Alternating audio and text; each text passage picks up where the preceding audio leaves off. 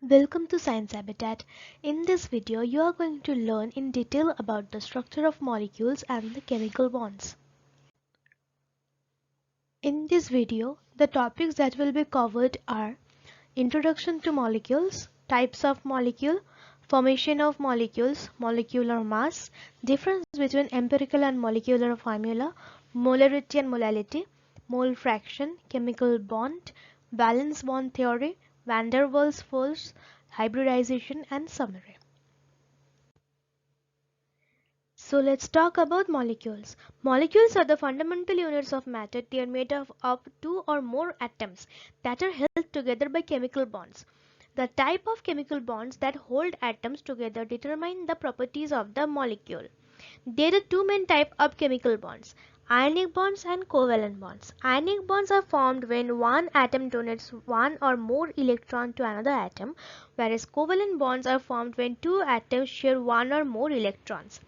The number of atoms in a molecule can vary from 2 to million. Some molecules such as water are made up of only two atoms, that is hydrogen and oxygen. Others such as DNA are made up of billions of atoms. Molecules can be classified into two main types, that is elements and compounds. Elements are made up of only one type of atom, whereas compounds are made up of two or more different types of atom. Example of element include hydrogen, oxygen and carbon. Example of compound include water, that is hydrogen and oxygen, salt, it is made up of sodium and chloride. Molecules are essential for life. They are the building blocks of all living things. Proteins, carbohydrates, lipids and nucleic acid are all molecules that are essential for life. Molecules also play an important role in non-living world. They are responsible for many of the physical and chemical processes that occur in the environment. For example, molecules of water are responsible for the Earth's climate, and molecules of carbon dioxide are responsible for the greenhouse effect. Molecules are truly amazing. They are the building blocks of everything we see and experience. Here is some specific example of molecules and their importance. Water molecules. These are essential for life. They make up of about 60% of the water bodies and are involved in many important processes such as cell transportation, digestion and temperature regulation. Oxygen molecules. These are also very essential for life. They are needed for cellular respiration, which is the process by which our cells produce energy. Carbon dioxide molecules. These are very important for Earth's climate. They trap heat in the atmosphere, which helps to keep the planet warm. Protein molecules.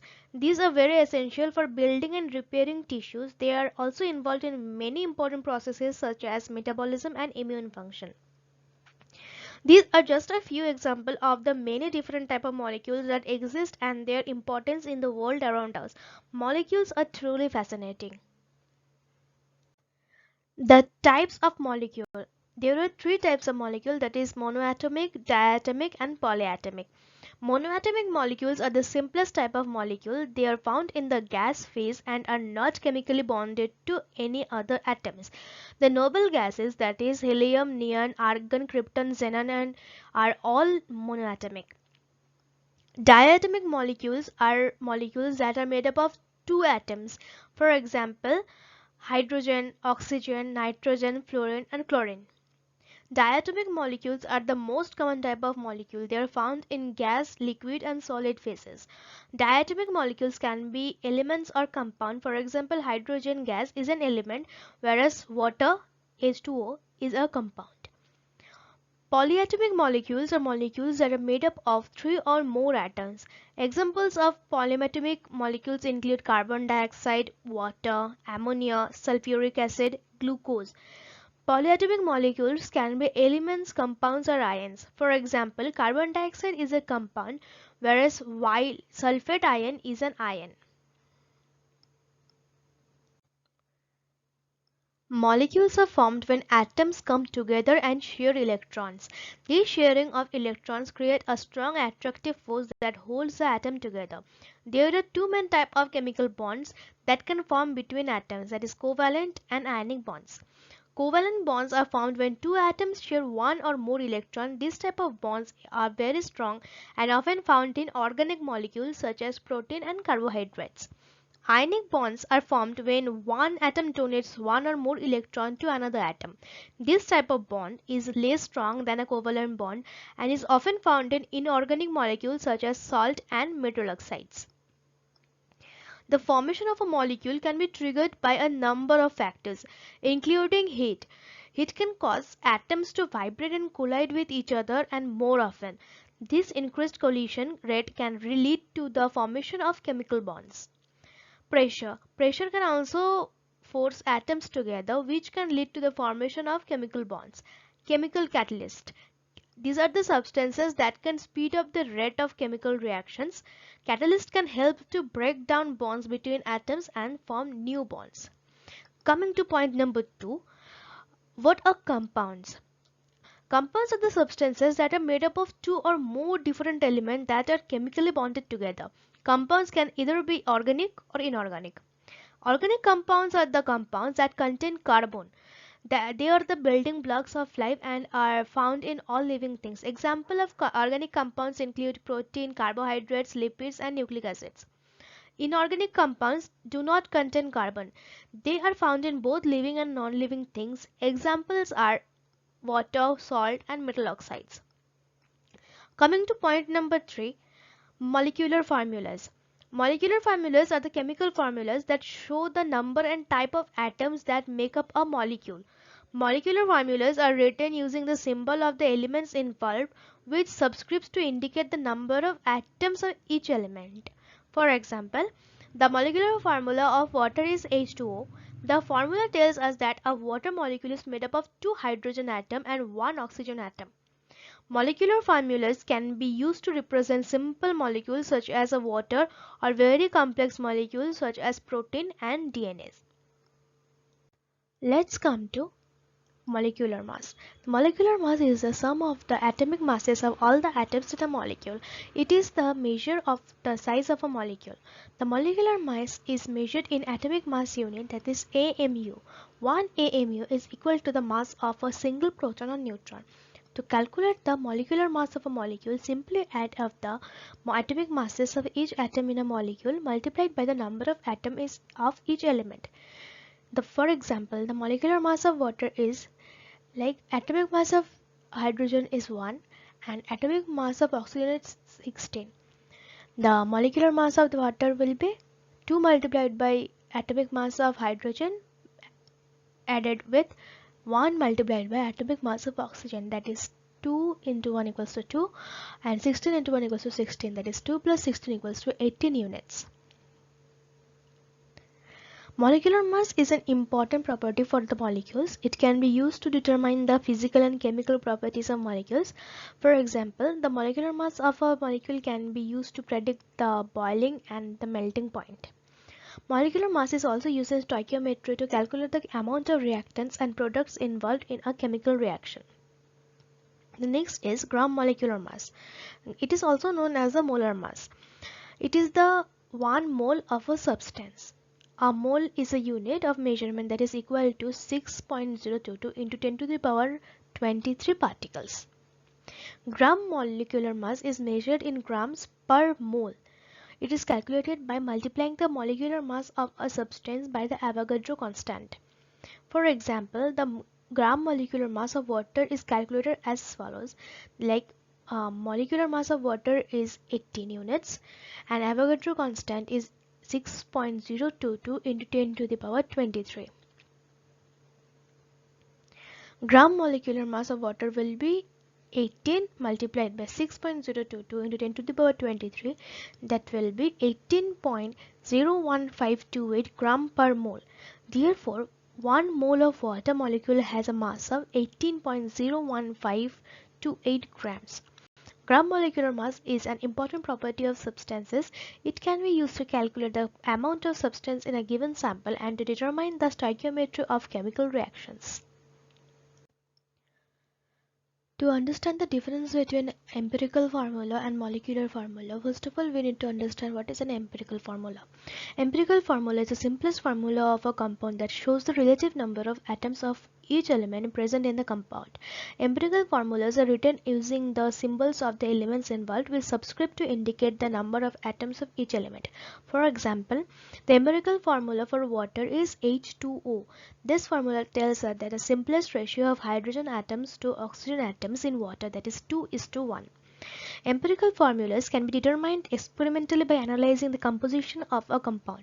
For example, the empirical formula of benzene can be determined by analyzing the mass of carbon and hydrogen in benzene. Empirical formulas are not always the same as molecular formulas. For example, the empirical formula for glucose is CH2O. But the molecular formula of glucose is C6H12 and O6. This is because glucose molecules are made up of 6 carbon atoms, 12 hydrogen atoms and 6 oxygen atoms. Empirical formulas are used for understanding the composition of compounds and for predicting their properties. The empirical formula of benzene can be used for predicting its boiling and melting point. The main difference between empirical formula and molecular formula is that the empirical formula shows the simplest ratio of atoms of each element present in the compound, while the molecular formula shows the actual number of atoms of each element present in the compound.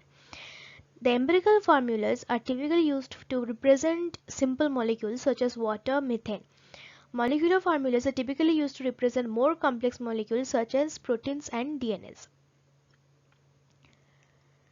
Next, coming to the mole concept.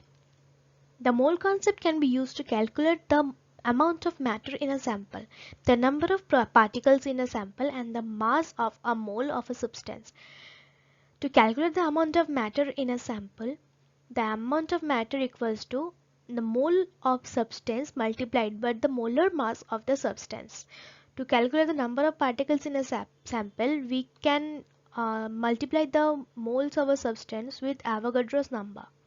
And to calculate the mass of a mole of a substance, we equivalent it with the molar mass of substance, that is mass of mole equals to molar mass of the substance. Molarity. Molarity is the unit of concentration that is used to express the amount of solute dissolved in a given volume of solution. It is defined as the number of moles of solute per liter of solution. Molarity is denoted by the symbol capital M. Molarity is a convenient unit of concentration because it allows chemists to prepare the concentration of different solutions. It is also useful in a unit of concentration for calculating the amount of solute in a solution. To calculate the molarity of a solution, simply divide the number of moles of a solute by the volume of solution in liters. That is, molarity equals to moles of solute divided by liters of solution. For example, a solution that has 0.5 moles of NaCl dissolved in 1 liter of solution has a molarity of 0.5 capital M. This means that there are 0.5 moles of sodium chloride in every liter of solution. Molality. Molality is a unit of concentration that is defined as a number of moles of solute dissolved in 1 kilogram of solvent. Molality is denoted by symbol small m. To calculate the molality of a solution, you need to know the number of moles of solute and the mass of the solvent in kilograms. Therefore, molality equals to mole of solute divided by mass of solvent in kilograms. For example, if you dissolve 1 mole of sugar in 1 kilogram of water, the molality of the solution would be 1 m. Molality is useful unit of concentration because it is independent of the volume of the solution. This means that the molality of a solution will be the same regardless of whether the solution is diluted or concentrated. Here is a basic difference between molarity and molality in a tabular form. Now coming to mole fraction. A mole fraction is a unit of concentration. It is the solution. The relative amount of solute and solvents are measured by the mole fraction, and it is represented by capital X. Mole fraction is the number of moles of a specific component in the solution divided by the total number of moles in the given solution. That is, mole fraction percentage can be given by moles of a solute divided by the total of moles, that is number of moles of A plus number of moles in B. Chemical bond is a force of attraction that holds atoms or ions together. Chemical bonds are formed when atoms share or transfer electrons. The type of chemical bond that forms between atoms depend on the electron configuration of the atoms involved. There are mainly two types of chemical bonds, that is covalent bond and ionic bond. The properties of a substance are determined on the basis of the chemical bonds that exist between their atoms. For example, common salt, sugar, honey, they are soluble in water, whereas oil, grease, plastic and wax are insoluble in water. By a close study of atoms and molecules, it has been found that atoms combine chemically for some reason. One of them are the net attractive force between the atoms. The net attractive force between the atoms are the sum of the electrostatic forces of attraction and the van der Waals force of attraction. The strength of the net attractive forces between atoms depend on the type of atoms involved and the distance between the atoms. For example, the ionic bonds are the strongest type of chemical bond, and they are formed between atoms that have very different electronegativities. Covalent bonds are also strong bonds, but they are not as strong as ionic bonds. London dispersion forces and dipole-dipole forces are weaker type of bonds. The net attractive forces between atoms are responsible for the formation of molecules and compounds. When atoms are close enough together, the attractive forces between them overcome the repulsive forces and the atoms form a bond. The electrostatic forces of attraction are the forces of attraction between oppositely charged particles. When two atoms come close together, their electron and their nucleus interact with each other. This attraction creates an electrostatic force of attraction between the atoms. Van der Waals force of attraction are the force of attraction between molecules that are caused by the fluctuation of electron cloud around the molecules. Van der Waals forces are weaker than electrostatic forces, but still can play a significant role in holding atoms together. The net attractive forces between atoms determine the type of chemical bond that forms between the atoms. For example, if the net attractive forces between two atoms are strong enough, a covalent bond will form. If the net attractive forces between two atoms are not strong enough to form a covalent bond, an ionic bond may form.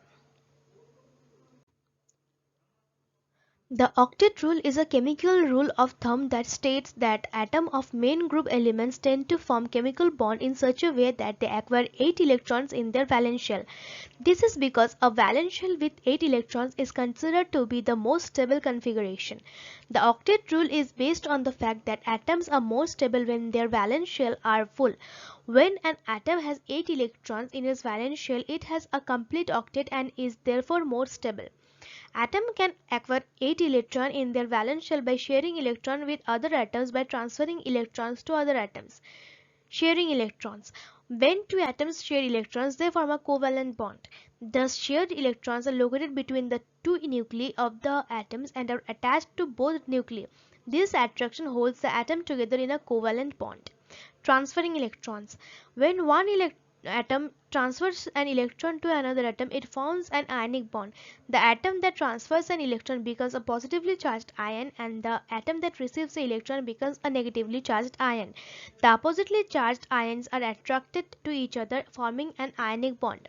The octet rule is not always followed, but it is a useful guideline for understanding the formation of chemical bonds. There are two main ways that atoms can achieve an octet: by sharing electrons or by losing or gaining electrons. Covalent bonding. In covalent bonding, two atoms are shared in order to achieve an octet. For example, two hydrogen atoms can share 2 electrons to form a hydrogen molecule, that is H2. Each hydrogen atom now has a full valence shell of 2 electrons. Ionic bonding. An ionic bonding, one atom loses electrons and the other atom gains electron in order to achieve an octet. For example, a sodium atom can lose one electron to a chlorine atom to form a sodium chloride molecule. The sodium ion now has a full valence shell of 8 electrons, and the chlorine ion also has a full valence shell of 8 electrons. There are some exceptions to the octet rule. For example, some elements such as hydrogen and helium only need 2 electrons in their valence shell to be stable. Other elements such as sulfur can have more than 8 electrons in their valence shell. However, the octet rule is a useful general guideline for understanding the formation of chemical bonds. Here are some exceptions as well. For hydrogen, hydrogen needs only 2 electrons in its valence shell to be stable. Helium also needs only 2 electrons in its valence shell to be stable. Sulfur, it can have more than 8 electrons in its valence shell. This is because sulfur atoms can form 2 double bonds or 1 triple bond. Types of chemical bonding. Ionic bond. It is a type of chemical bond that is formed between two atoms that have very different electronegativities. The atom with the higher electronegativity can pull electrons away from the atom with the lower electronegativity, forming two oppositely charged ions. The oppositely charged ions are then attracted to each other by electrostatic forces, forming an ionic bond. Ionic bonds are typically found between metals and nonmetals. Metals have low electronegativities and tend to lose electrons to become cations. Nonmetals have high electronegativities and tend to gain electrons to become anions, negatively charged ion. Here is an example of ionic bond, that is sodium chloride, which is formed by sodium and chloride. Sodium is a metal with a low electronegativity. Chlorine is a nonmetal with a high electronegativity. When sodium and chlorine react, the sodium loses its electron to chlorine, forming a sodium cation Na+ and chlorine anion Cl-. The sodium cation and chloride anion are then attracted to each other by electrostatic forces, forming an ionic bond. Ionic bonds are very strong bonds. They are responsible for the formation of many common minerals and salts. Ionic bonds are also important for the structure of many biological molecules such as protein and DNA. Ionic bonds play an important role in many different areas of science and technology. For example, ionic bonds are used in the production of fertilizers, detergents, and other industrial products. Ionic bonds are also used in the development of new materials such as batteries and semiconductors. Electronegativity difference. Electronegativity is a measure of how strongly an atom attracts electrons. A high electronegativity difference means that one atom has much stronger pull on electron than the other atom. This makes it more likely for the first atom to lose electrons and form a positive ion, and for the second atom to gain electrons and form a negative ion. Ionization energy. The ionization energy is the energy required to remove an electron from an atom. A low ionization energy means that it is easier for an atom to lose an electron. This makes it more likely for the atom to form a positive ion. Electron affinity. The electron affinity is the energy released when an electron is added to an atom. A high electron affinity means that an atom is more likely to gain electrons. This makes it more likely for the atom to form a negative ion. When two atoms have a large electronegativity difference, a low ionization energy, and a high electron affinity, they are more likely to form an ionic bond. Properties of ionic bond. Number 1. High melting point. Ionic bonds are very strong, so ionic compounds have high melting point and boiling points. This is because it takes a lot of energy to break the ionic bond between the ions. For example, sodium chloride has a melting point of 801 degrees Celsius and a boiling point of 1413 degrees Celsius. This is because the ionic bonds between the sodium and chloride ions are very strong. Number 2. Hardness.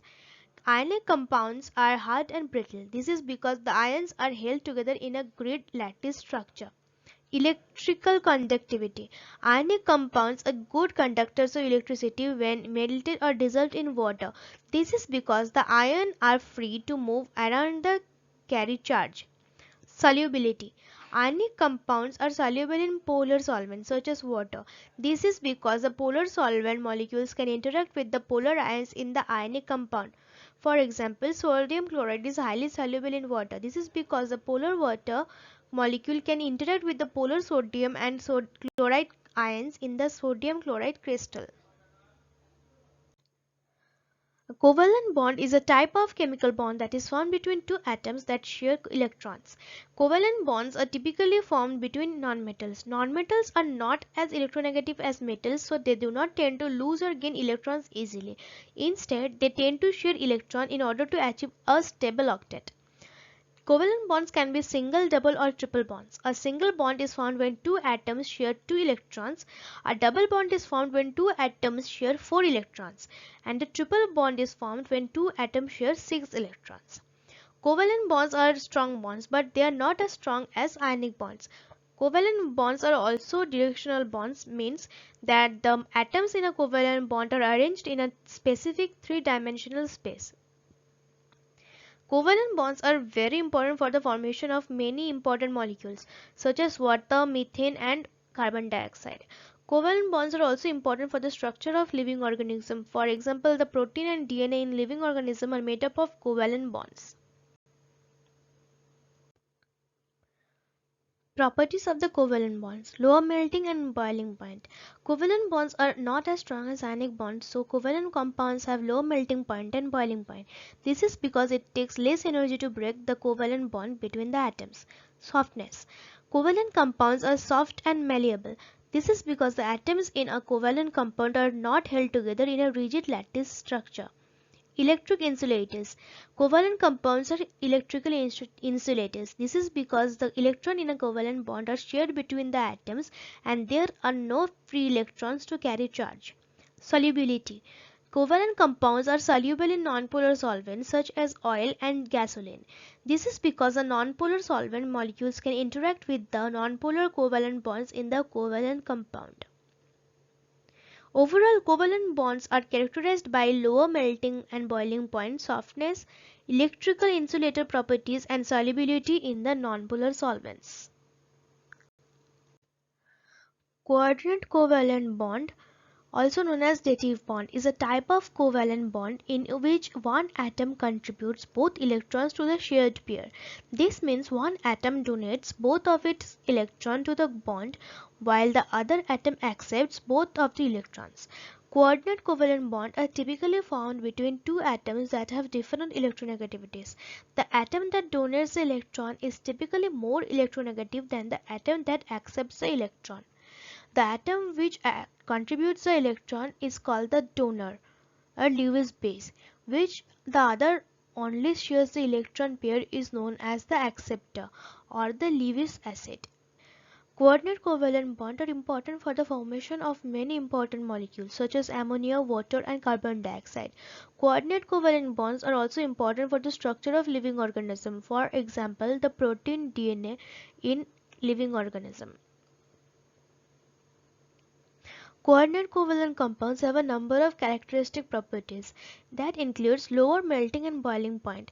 Coordinate covalent compounds typically have lower melting and boiling point than ionic compound. This is because the bond between the atom in coordinate covalent compounds are weaker than the bonds between the ions in the ionic compound. Number 2, solubility. Coordinate covalent compounds can be soluble in both polar and nonpolar solvents. This is because coordinate covalent compounds can form both polar and nonpolar bonds. Electrical conductivity. Coordinate covalent compounds are typically non-conductors of electricity. This is because the electrons in coordinate covalent bonds are shared between the atoms that has no free electrons to carry charge. Isomerism. Coordinate covalent compound can exhibit isomerism. Isomerism is a phenomenon in which two or more compounds have the same molecular formula but have different structural formulas. Coordinate covalent compounds have a number of characteristic properties, including lower melting and boiling points. Coordinate covalent compounds typically have lower melting point and boiling point than ionic compounds. This is because the bonds between the atom are coordinate covalent compounds are weaker than the bonds between the ions in the ionic compound. Solubility. Coordinate covalent compounds can be soluble in both polar and nonpolar solvents. This is because coordinate covalent compound can form both polar and nonpolar bonds. Electrical conductivity. Coordinate covalent compounds are typically non-conductors of electricity. This is because the electrons in coordinate covalent bonds are shared between the atoms and there are no free electrons to carry charge. Isomerism. Coordinate covalent compound can exhibit isomerism. Isomerism is a phenomenon in which two or more compounds have same molecular formula but different structural formulas. The valence bond theory. It is a chemical bonding theory that explains how electrons are shared between atoms to form the molecules. Valence bond theory is based on the idea that electrons are shared between atoms through the formation of hybridized orbitals. Hybridized orbitals are formed when two or more atomic orbitals combine to form new orbitals with different shapes and energies. The type of hybridization that occurs depends on the atom involved in the number of electrons that need to be shared. Once the hybridized orbitals have been formed, the electrons are shared between the atoms through overlapping orbitals. The overlap of the orbitals create a bond between the two atoms. The key concept of valence bond theory includes hybridization. It is a process of combining two or more atomic orbitals to form new orbitals with different shapes and energies. Overlapping orbitals. The overlap of orbitals creates a bond between the two atoms. Valence bond. A valence bond is a bond that is formed by the sharing of electrons between the two atoms. Molecular orbital. A molecular orbital is a wave of function that describes the behavior of electron in a molecule. Valence bond theory can be used to explain the bonding in a variety of molecules, including simple molecules such as hydrogen, water, and complex molecules such as benzene and DNA. Valence bond theory is a chemical bonding theory that explains how electrons are shared between atoms to form molecules. Valence bond theory is based on the idea that electrons are shared between atoms through the formation of hybridized orbitals.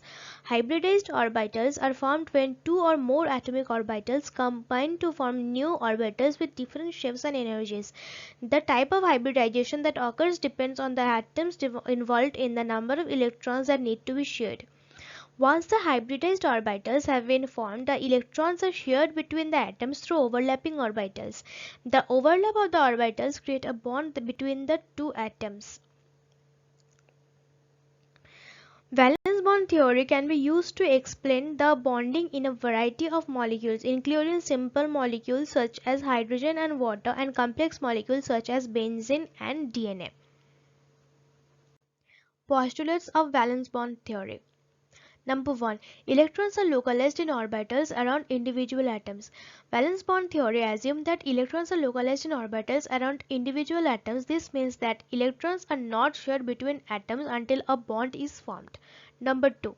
When two atoms combine to form a molecule, they share electron in order to achieve a stable octet configuration. This means that each atom has 8 electrons in its valence shell. Number 3. Bonds are formed when the orbitals of two atoms overlap. The overlap of orbitals create a region of space where the electrons are more likely to be found. This region of space is called the bonding molecular orbital. Number 4.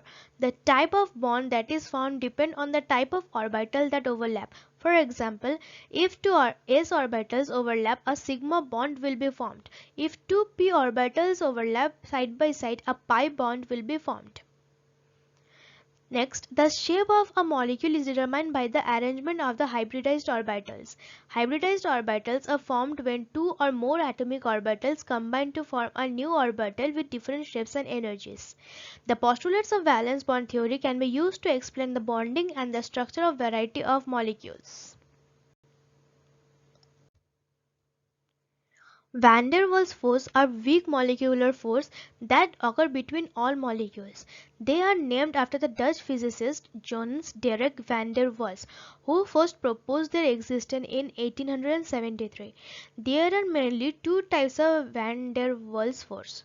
London dispersion force. These forces are the weakest type of van der Waals force. They occur between all molecules, but they are most significant between nonpolar molecules. London dispersion forces are caused by the temporary uneven distribution of electrons in a molecule. Number 2. Dipole-dipole forces. The forces are stronger than London dispersion forces. They occur between molecules that have permanent dipoles.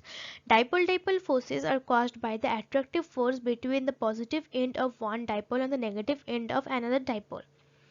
Other type of van der Waals force include ion-induced dipole forces and hydrogen bonds. Properties of van der Waals force. Strength. Van der Waals force are the weakest type of chemical bond. They are much weaker than the ionic or covalent bond. Van der Waals forces decrease in strength with increase in distance between the molecules. Lastly, dipole-dipole forces are stronger than London dispersion forces, and hydrogen bonds are the strongest type of van der Waals force. Coming to the last part of the video, hybridization. Hybridization is the process of combining two or more atomic orbitals to form a new orbitals with different shapes and energies. Hybrid orbitals are used to explain the bonding in a variety of molecules, including simple molecules such as methane and water, and complex molecules such as benzene and DNA. The hybridization of an atom can be calculated using the following steps. First of all, identify the number of valence electrons on the atom. Secondly, determine the number of bonds that the atom forms. Calculate the number of duplex or octet, and then count the number of lone pairs of electron. Then number of used orbital will be equal to the number of duplex or octet plus the number of lone pairs of electron. If there is no lone pair of electrons, then the geometry of orbitals and the molecule is different. For example, the carbon atom has 4 valence electrons. The carbon atom forms 4 bonds with hydrogen atoms. The carbon atom has no lone pair. The hybridization of the carbon atom will be sp3. Types of hybridization. sp hybridization. This type of hybridization occurs when one orbital and one p orbital combine to form two sp hybridized orbitals. The sp hybridized orbitals are arranged linear. This is why sp hybridized carbon atoms form linear molecules. Example: ethene C2H2. sp2 hybridization. This type of hybridization occurs when one s orbital and two p orbital form three sp2 hybridized orbitals. The sp2 hybridized orbitals are arranged trigonal planar. This is why sp2 hybridized atoms form trigonal planar molecules. Example: ethene C2H4. sp3 hybridization. This type of hybridization occurs when one s orbital and 3 p orbitals combine to form 4 sp3 hybridized orbitals. The sp3 hybridized orbitals are arranged tetrahedrically, which is why sp3 hybridized carbon atoms form tetrahedral molecules. For example, methane. So in this video we got to know about the attractive forces that holds two or more atoms together in a molecule or ion is called a chemical bond. When the atoms join together in various combinations or kind and number, they form molecules. When molecules are made up of two or more different kinds of atoms, the substances are called compounds. The constituting atoms of a molecule are held together by a strong attractive force. For example, hydrogen is a molecule in which two hydrogen atoms are chemically bonded. The attractive forces that hold two or more atoms together in a molecule or ion is called a chemical bond. There are three types of chemical bond, that is ionic bond, covalent bond, and coordinate covalent bond or dative bonding. Thank you for staying with us. You can now explore biotech with our different platforms. You can dive into biotech and excel in your next competitive target with our e-learning platform on www.sciencehabitat.thinkific.com. You can consult on thesis writing, manuscript writing, or get expert advice on bioinformatics, patenting, data analytics, omics, and drug discovery queries in our consultancy page, that is www.sciencehabitat.com. You can stay updated with recent trending topics and various science-related research in the form of general language through our blogs on www.sciencehabitat.ca. So join us and let's bring science to life.